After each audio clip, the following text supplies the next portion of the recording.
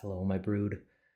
Although I'm not a mental health expert or medical professional, I've volunteered a lot of my time over the past 5 or so years helping people who suffer with anxiety, depression, and a large variety of other mental health conditions.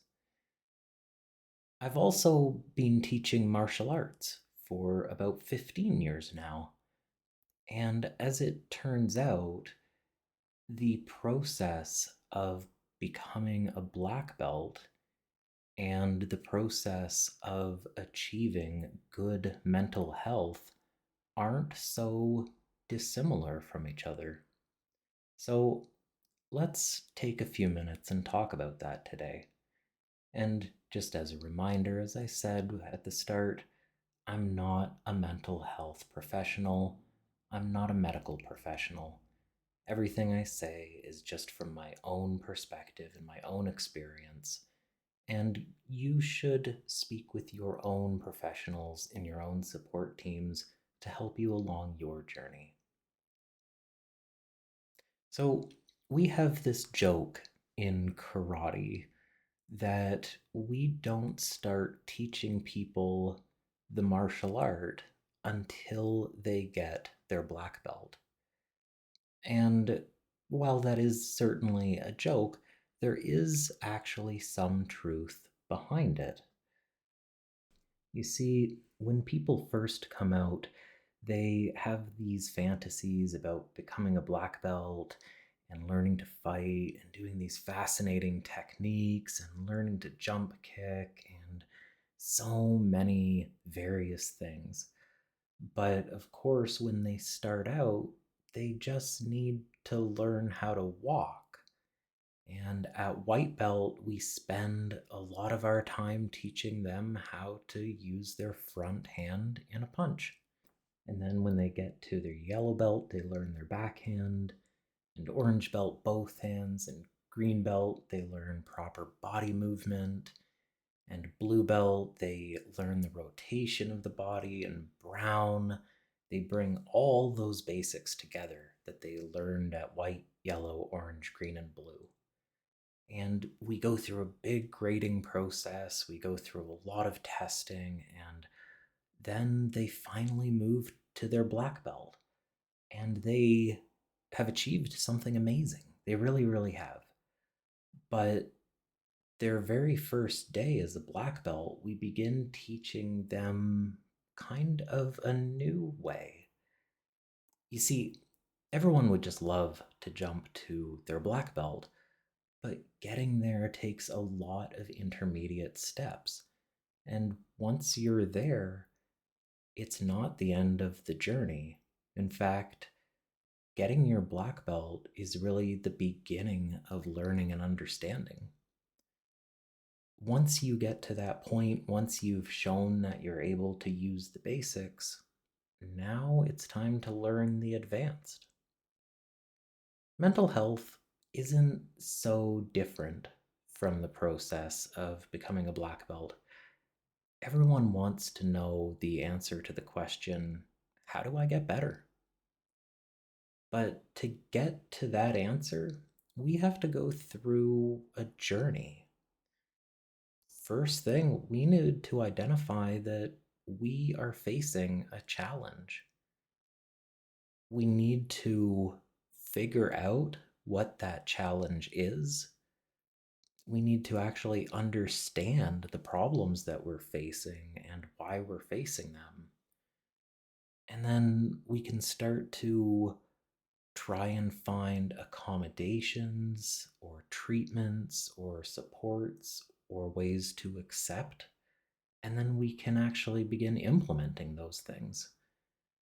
Once we have those basic steps, we're at a point where we can begin putting everything together. In my case, I was 8 years old when I began to realize that there was an issue. It took until I was 33, just shortly after my birthday, in fact, that I had this epiphany of I think I might be autistic. You see, before that, I knew that there was a problem, but I could never figure out what it was. Despite going to therapy, despite talking to different people, nothing ever seemed to work. It wasn't until I got my autism and my auditory processing disorder diagnoses that it put the spotlight in the right direction to show me what the problems were that I was trying to address. And having those diagnoses alone wasn't enough to tell me what it was that I was trying to solve. I sought a therapist who lives with neurodivergence. And when I went to her, I had a list of about 10 objectives that I wanted to achieve.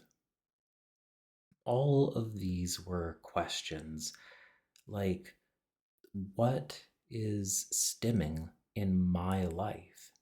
And am I allowed to try new stims, or is that faking autism?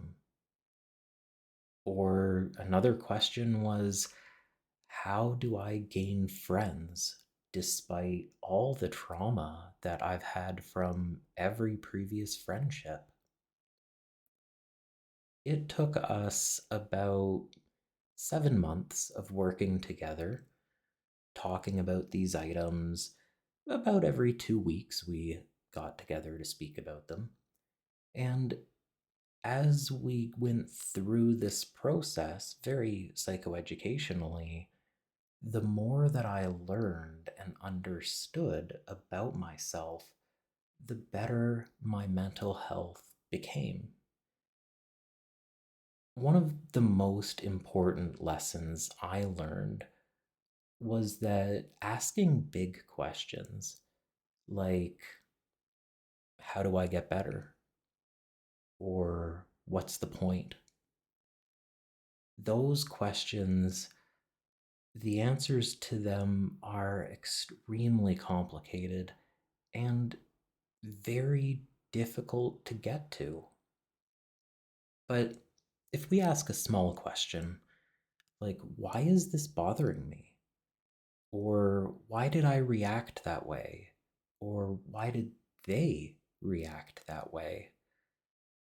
Those questions are achievable, and they lead us slowly but surely along the path to healing. I think that whenever we're looking at our own mental health journey, whenever we're trying to achieve some sort of progress in our lives, it's good to take a step back from the big questions, look at the little achievable ones, and figure out, what can I win? What can I take control of now? Where can I make progress soon? The question about overcoming everything, you'll find that out on your journey.